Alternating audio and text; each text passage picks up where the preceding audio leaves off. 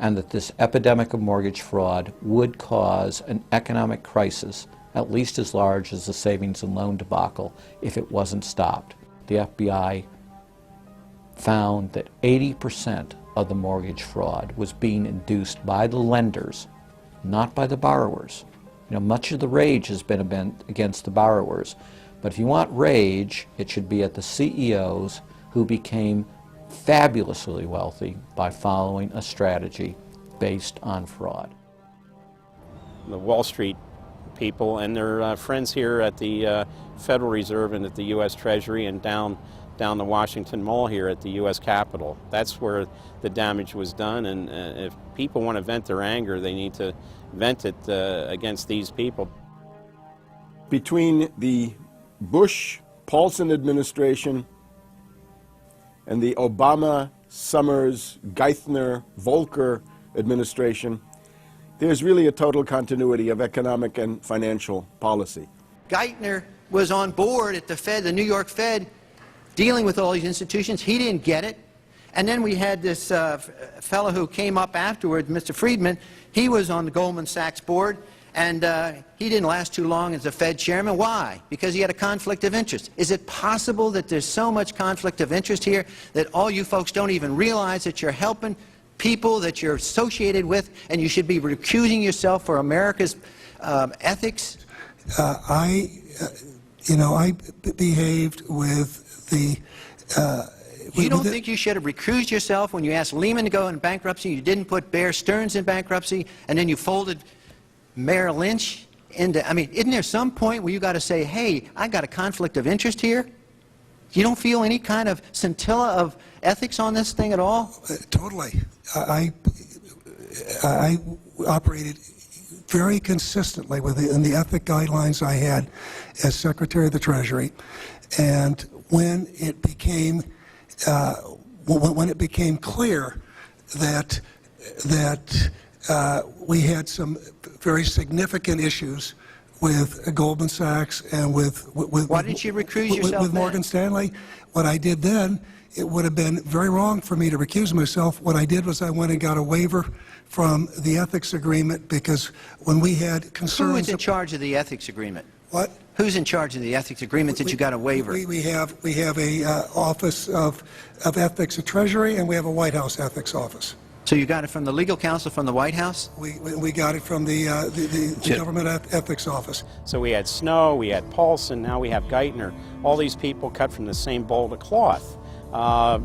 These are not independent Treasury secretaries. They're part of the problem, not part of any solution.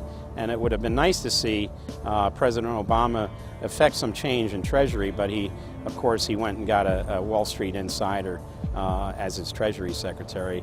Everything that's speculative, parasitical, cancerous, bloated from all these administrations, going back to Carter and even beyond, comes together in the Obama administration. With Volcker, with Summers, who's part of the economic crimes under Clinton, the guy who brought you derivatives and the abolition of the Glass-Steagall firewall.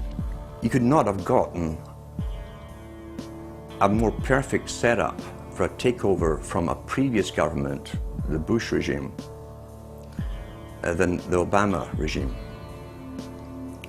Now, there are some authors out there already saying that it's the same bunch, and it's true. It's the same bankers who put the same boys forward.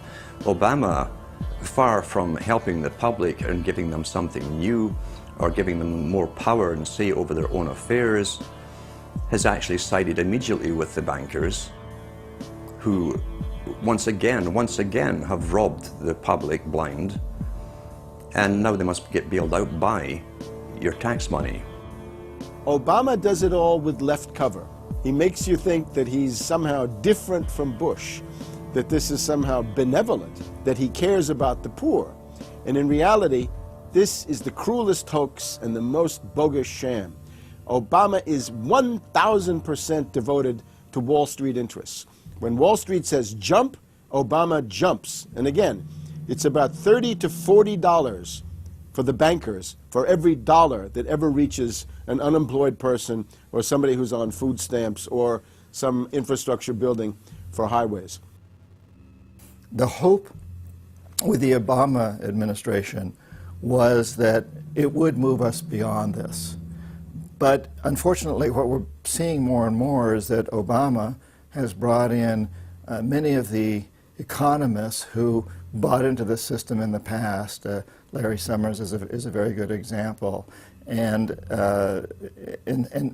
so many of his economists, many of the people there, you can really almost at this point relate Obama to Hoover, who did something similar in his presidency, as opposed to Franklin Roosevelt, for example, who brought in a very fresh team. So the concern here now is that Obama's falling into this trap of bringing in the same people who put us in the position that we're in today, and other people who buy into the same theories that brought us here, this mutant form of capitalism. Presumably what most politicians want to come in is say, hey, the problems of the past, they're due to the old guy, and I'm cleaning house, and I'm going to bring in a new team, and don't blame us for the things we've inherited. Can't say, you know, those policies of the past that came before were insane, because you got the guy that was one of the key architects of those policies. People need to stop having allegiance to their political party. They need to have allegiance to the Bill of Rights, the Constitution, and what has made our republic so special. The basic human rights and dignity that every citizen of this country inherently has.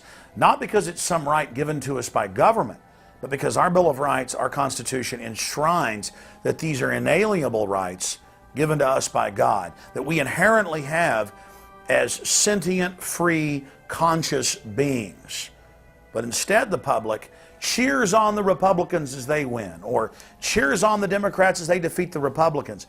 It's an endless, staged, gladiatorial event, special interest own both parties, and they project this false left-right paradigm up as like a movie screen. And behind that, behind the throne, the establishment is able to control our society and engineer it into this high-tech police state. If you try to let the finance oligarchs who created the crisis turn around and say they're the doctors who are going to get you out of the crisis, they will dig you deeper and deeper into the bottomless abyss of world economic depression, financial collapse, and disintegration. The Democrats have really done more to destabilize the American economy and to help the big banks on Wall Street than the Republicans have done. I would imagine that the Republicans know a little bit more about finance and markets enough that when someone like Goldman Sachs asks the Congress to change laws as they did in the 90s to do away with position limits on the futures contracts, the Republicans would have said, no way, that's completely inconsistent with any notion of a fair market. But the Democrats, I have a feeling, are just not financially literate enough to say no. And I think that Goldman has very shrewdly positioned themselves with the Democrats, because the Democrats typically, like many NGOs that I've run into, they seem to have a complete inability to comprehend these issues of markets and finance and how it relates to social justice. So under the Democrats, we also saw the repeal of Glass-Steagall. Glass-Steagall said there's an inherent conflict of interest between the commercial banking side, which is the lending side, and the investment banking side, which is taking an ownership position. And we have to end this conflict of interest by separating these two entities. You can have investment banks and you can have commercial banks, but they have to be separate. Do you think that the repeal of Glass-Steagall was a tragic mistake? No, I don't think so.